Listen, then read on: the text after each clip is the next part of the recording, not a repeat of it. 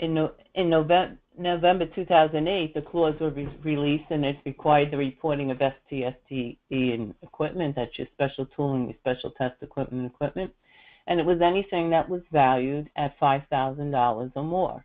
It excluded, at that time, GFM, Government Furnished Material, and the repairables. And then in August of 2012, the government again re-released the clause. It updated it, and it added the repairables. And it also added within the clause that effective January 1st of 2014, all serially managed GFP, regardless of cost, and all non-serially managed GFP would have to be reported, but for receipt only.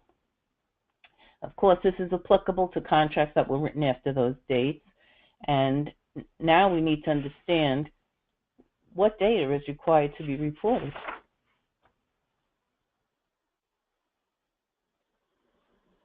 Well, this paragraph in the clause tells us that we need to be able to report information to the registry.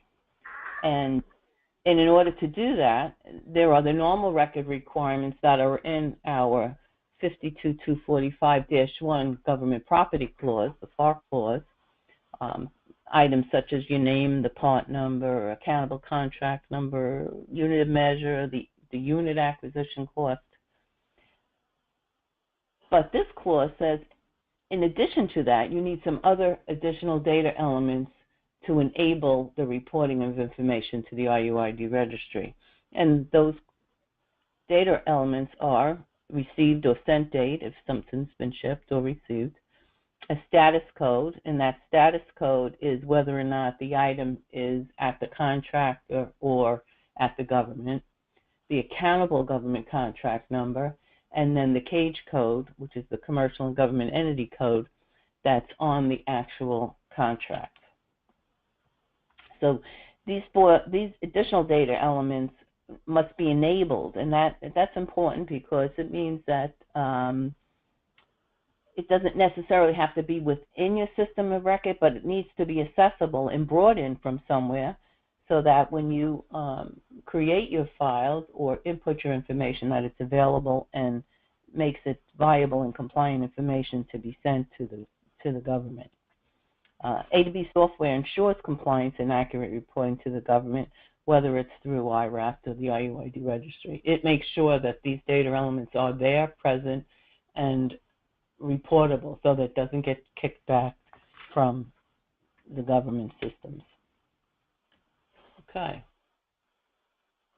In addition to that, there's also a MOC record that's required to be included, and it would include information such as whether it's a bagged or tagged item, and that's for those items that are, too small to even put a label or a tag on it, and can't be marked individually. And then the contents of it, and that's the type of information that's recorded on the item.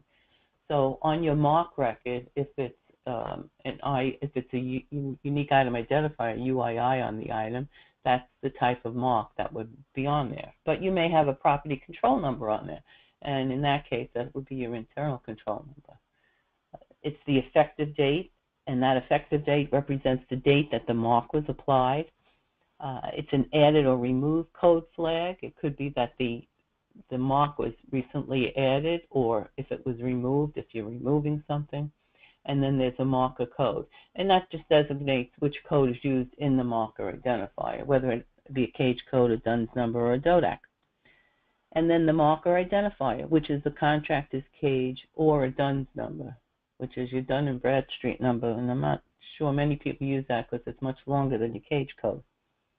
So this is the new information that's required, and therefore it tells us that every new item that's entered into the registry requires at least 2 records be submitted, the add or the new record and a MOC record. And it could be more than one MOC record if there's more than one MOC on the item.